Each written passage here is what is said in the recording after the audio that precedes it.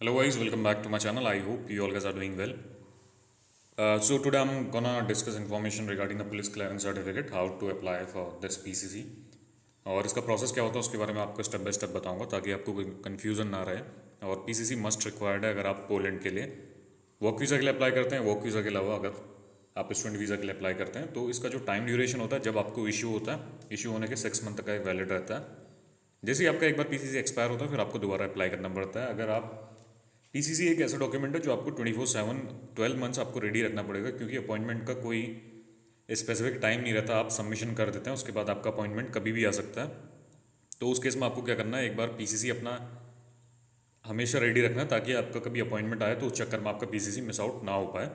तो इस प्रोसेस के बारे में आपको बताऊंगा। इसके अलावा कैसे आपको इसका रजिस्ट्रेशन करना है, I am gonna tell discuss information regarding that as well. और जैसे अगर देखें आप यहाँ पे पासपोर्ट सेवा केंद्र, अगर आप इसमें लॉगिन करते हैं पीसीसी के होम पेज में तो आपको ऐसा इंटरफेस दिखाता है।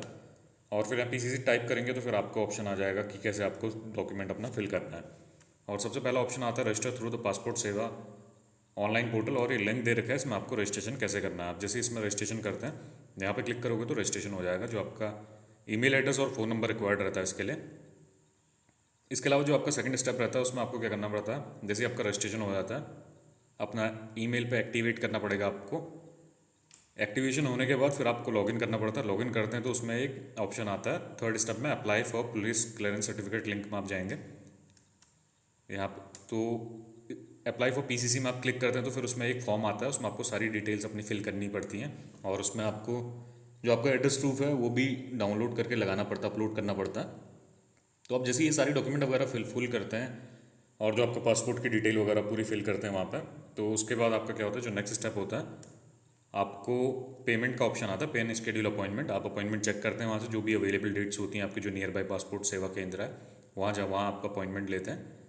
और उसका जो 500 रुपये आप ऑनलाइन पे कर देते हैं। आप जैसे इसमें ऑप्शन दिखा रहा है क्रेडिट कार्ड डेबिट कार्ड से पे कर सकते हैं। Otherwise the next step is you can make the payment through internet banking. और जैसे ही आप पेमेंट कर देते हैं फिर उसके बाद जो सिक्स्थ ऑप्शन आता है, फिर आपका एक transaction ARN number print out होता है, एक ARN नंबर जनरेट होता है, उसका प्रिंट आउट आपको निकालना पड़ता है। जैसे आप प्रिंट आउट लेते हैं तो जब आप पासपोर्ट सेवा केंद्र जो आपका नियर बाय लोकेशन होता है जिसमें आपको डेट मिले रहती है, जब आप वहाँ पे जाते हैं तो आपको एक बार ये दिखाना पड़ता है। और इसके अलावा आप वहाँ पे जाते हैं तो जो आपका एड्रेस प्रूफ आपने इसमें अपलोड किया होता है वो आपको शो करना पड़ता है। इसके अलावा the next thing is passport लेके जाना पड़ता है।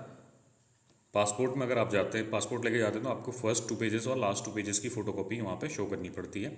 और इसके अलावा अगर आप देखें तो इसमें इन लोगों ने, अगर यहाँ नेट पर सर्च करेंगे तो डॉक्यूमेंट के बारे में सारा दिखा रखा है।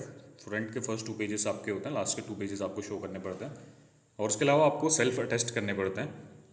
आप जैसे वहाँ पे जाते हैं तो फिर 2 फोटो ऑप्शन रख लेना, वैसे फ़ोटो रिक्वायर्ड रहती नहीं है वहाँ पे। आप जैसे अपना जो जिस डेट में आपका सबमिशन होता है उस डेट में अगर आप वहाँ पे जाते हैं तो आपका बायोमेट्रिक वगैरह होता है। बायोमेट्रिक होता है तो उसके बाद क्या होता है, फ़ोटो वोटो खींच के वो लोग वहीं पे आपका पीसीसी के लिए रिक्वेस्ट रेज कर देते हैं। जैसे ही आपकी रिक्वेस्ट रेज होती है तो उसके 1-2 दिन के बाद या 3-4 दिन के बाद आपका जो LIU अलाइन होता है, जो आपका वेरिफिकेशन करता है, जो आपका पुलिस डिपार्टमेंट से कॉल आता है, आपको वहाँ अपने डॉक्यूमेंट लेके जाना पड़ता है। एक अपना आधार एड्रेस प्रूफ और दूसरा जो पासपोर्ट की जो 2 कॉपी होती है, फर्स्ट 2 पेजेस लास्ट 2 पेजेस की एक कॉपी उसको देनी पड़ती है अटेस्ट करके। इसके अलावा ओरिजिनल भी आप दिखाने ले जाना पड़ता है उसको। फिर आपका अगर वहाँ से क्लियर हो जाता है तो फिर उसके बाद जो आपका LIU होता है वो एक रिपोर्ट जनरेट करके देता है। उसके बाद जैसी रिपोर्ट यहाँ पासपोर्ट सेवा केंद्र में जाती है तो वो लोग वहाँ से आपका पीसीसी जनरेट कर लेते हैं। 2 कॉपी आपके पास आती हैं। और कम से कम रिमोट एरिया की बात करूँ तो उसमें थोड़ा टाइम लग जाता है, 15-20 दिन। और अगर अर्बन एरिया में है तो 10 दिन के अंदर आपका पीसीसी आपके पास आ जाता है, जो मिनिमम टाइम है 10 दिन में आ जाता है अगर सिटी एरिया की बात करूँ तो मैं। इसके अलावा जो मेन चीज़ है जिसका आपको ध्यान रखना है ताकि आपके डॉक्यूमेंट इधर उधर ना हो, सबसे पहले जब पीसीसी में आप डॉक्यूमेंट सबमिट करने जाते हैं, जो आपका एड्रेस प्रूफ है वो सेम होना चाहिए जो आपके पासपोर्ट में मेंशन किया गया है। अगर कुछ डिफ्रेंशिएशन होता है और आप दूसरा कुछ और शो कर देते हैं तो उस केस में ऐसा होता है, वो लोग एप्लीकेशन वहाँ से आगे फॉरवर्ड करते हैं, नहीं रिजेक्ट कर देते हैं वो लोग वहाँ से। जो आपका इन्फॉर्मेशन है वो मैच होना चाहिए, जो आपका आधार कार्ड का, जो आधार कार्ड और जो भी आपने डॉक्यूमेंट लगाया और जो पासपोर्ट के अंदर डॉक्यूमेंट है उसमें ऐसा होना चाहिए कि वो मैच करने चाहिए।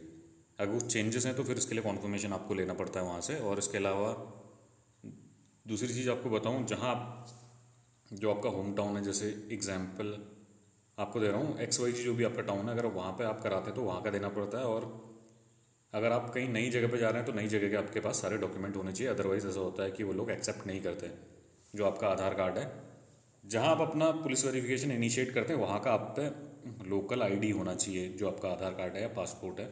अदरवाइज़ वो लोग उसको प्रोसीड नहीं करते। इस चीज़ का आप मेक श्योर करना। जो अगर आपका होम टाउन है, आप जैसे कोई भी आपका सिटी है, आप वहाँ पे पुलिस वेरिफिकेशन इनिशिएट करा रहे हैं तो आपका आधार कार्ड भी वहीं का ही होना चाहिए, और जो आपका पासपोर्ट सेवा केंद्र के अंदर जो इन्फॉर्मेशन, जो पासपोर्ट के अंदर इन्फॉर्मेशन है एड्रेस प्रूफ में, वो भी वहीं की होनी चाहिए, तभी होता है। अदरवाइज़ वो लोग किसी और थर्ड सिटी का नहीं करते हैं। इस चीज़ का आपको मेक श्योर करना पड़ेगा। और इसके अलावा आपको कुछ क्वेश्चन वगैरह हैं तो इसमें आपको, आप जो इनका रजिस्टर्ड नंबर है, आप उन पर फ़ोन करके पता कर लें। They let you know about each and everything. ये पूरे प्रोसेस के बारे में आपको बता देंगे वो लोग। और अगर आपके डॉक्यूमेंट में कुछ चेंजेस हो रखे हैं, और एड्रेस प्रूफ में चेंज है और डॉक्यूमेंट में कुछ चेंजेस हैं, तो इस केस में भी आप एक बार इनको कांटेक्ट कर लें। इनका कांटेक्ट नंबर भी आपको निकाल के दे देता हूँ। पासपोर्ट जनरल इन्फॉर्मेशन, अगर आप देखें जो इनका ये नंबर है यहाँ पे, इसको भी जूम इन कर देता हूँ मैं, 1800-258-1800। ये इंडिया का जो PSK नंबर है, पासपोर्ट सेवा केंद्र का नंबर है। आप इनसे एक बार कोऑर्डिनेट करें तो आपको जो भी क्वेरीज होंगी आपकी, उसके बारे में आपको बता देंगे। और जो नंबर है यहाँ पे, we are temporarily facing connectivity issue at toll free number. Jammu and Kashmir और नॉर्थ ईस्ट वाले हैं, उनको इनके जो टोल फ्री नंबर है इसमें प्रॉब्लम आ रहा है। आपको बोल रखा है इन लोगों ने, ये वाले नंबर पर आपको कॉन्टैक्ट करना है, 04066-72056। तो ये नंबर प्रोवाइड करें, तो इनमें फ़ोन करके आप जो भी आपकी क्वेरीज़ हैं इनसे क्लैरिफाई कर सकते हैं। ये लोग आपको जो भी एग्जैक्ट इन्फॉर्मेशन है आपको प्रोवाइड कर देंगे ये लोग।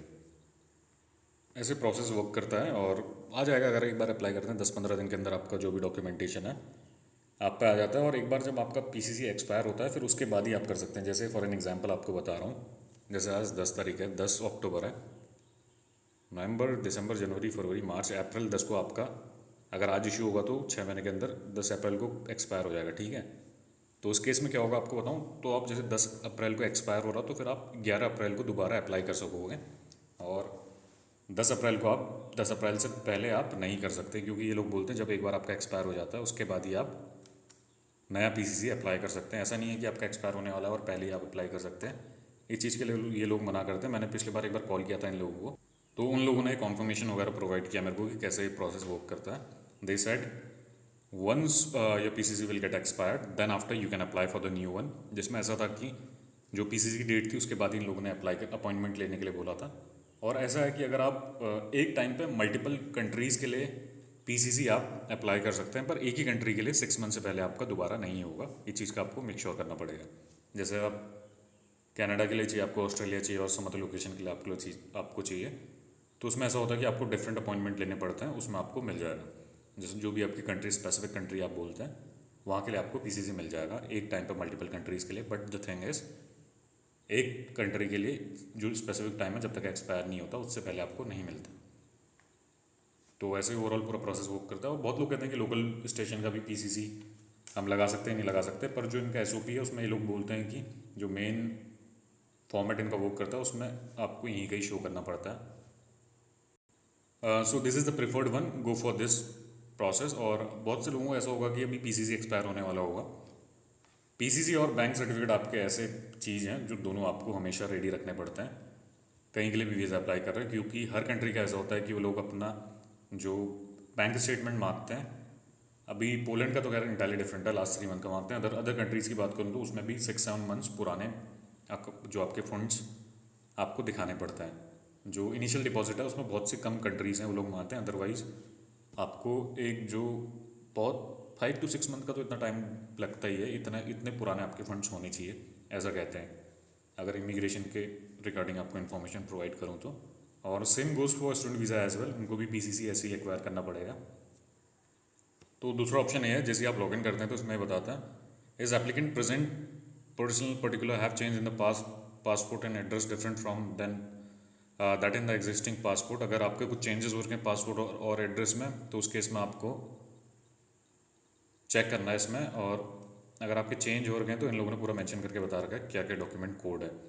For applicant whose personal particular such as given name, parents name, date of birth, place of birth, PCC in PCC application form are different than the passport held, then they have to apply for the reissue of the passport with change current particulars. अगर आपके कुछ changes और के name में आपका change हुआ है तो उस केस में आपको अपडेट कराना पड़ेगा, इसमें बोल रखा है इन लोगों ने।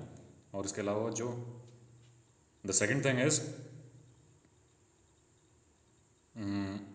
जैसे अगर आपके चेंजेस हो जाते हैं उसके बाद पीसीसी आपका जनरेट होता है, उसके बाद ही आपका प्रोसेस वर्क करता है, इन लोगों ने बोला है।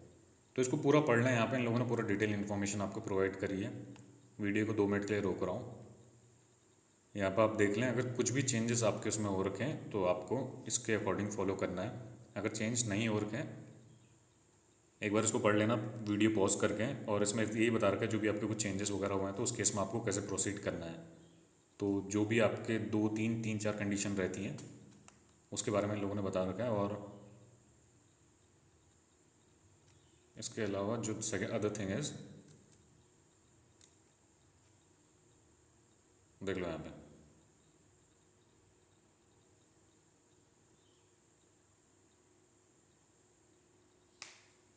तो वही बता रखा है कि अगर आप वहाँ पे जाते हैं अगर, तो फर्स्ट 2 पेजेस और लास्ट 2 पेजेस आपको लेके जाने पड़ते हैं और सेल्फ टेस्ट करने पड़ते हैं।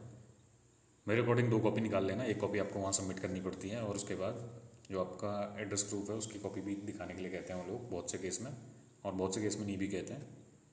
डॉक्यूमेंट आपके ठीक रहेंगे तो बायोमेट्रिक होकर उसके बाद वो करते हैं अपना 2 फोटो आपकी वहीं पर खींचते हैं वो लोग। जो आपकी फ़ोटो खींचेंगे तो वही जो फ़ोटो है वही आपके पीसीसी में लग के आती है, और जो आपके पीसीसी जो आपको मिलता है 2 कॉपी मिलती हैं उसकी।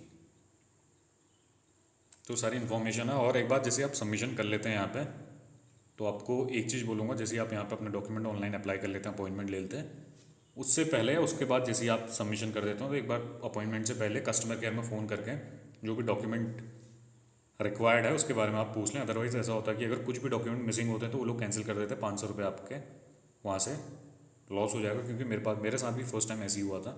जब मैं पीसीसी के लिए गया था तो मैंने कहीं और के लिए मैंने एड्रेस जो अपलोड करना पड़ता है, कहीं और का एड्रेस इसमें अपलोड कर दिया था। जैसे होम टाउन का मेरा अलग था जो मेरे पासपोर्ट और उसमें था, मैंने कहीं और का एड्रेस डाल दिया था, तो उन लोगों ने मना कर दिया। उन लोगों ने बोला जो नया लोकेशन है, अगर आपके पास यहाँ का कुछ एड्रेस प्रूफ नहीं है तो हम लोग आगे प्रोसीड नहीं करेंगे। तो फिर मेरे को कैंसिल करना पड़ा यहाँ पे। और उसके बाद फिर जो प्रोसेस वो की, फिर दोबारा अपॉइंटमेंट लिया, फिर उसमें जो ओरिजिनल मेरा होम एड्रेस था मैंने वो मेंशन करा, और फिर वहीं पे वेरिफिकेशन हुआ। तो ये चीज़ का आपको मेक श्योर करना पड़ेगा, डॉक्यूमेंट अपने देख के आप सबमिट करना, अदरवाइज ये प्रॉब्लम आ जाता है। So that's all from my and. If you have any queries तो इस वीडियो में आपको बोलूँगा जो भी अगर आपकी कुछ प्रॉब्लम वगैरह होगी तो आप नंबर प्रोवाइड किया कस्टमर सर्विस में, एक बार फ़ोन करके अपने सारे डाउट्स क्लियर कर लेना उन लोगों से। So that's all from my and, have a nice day.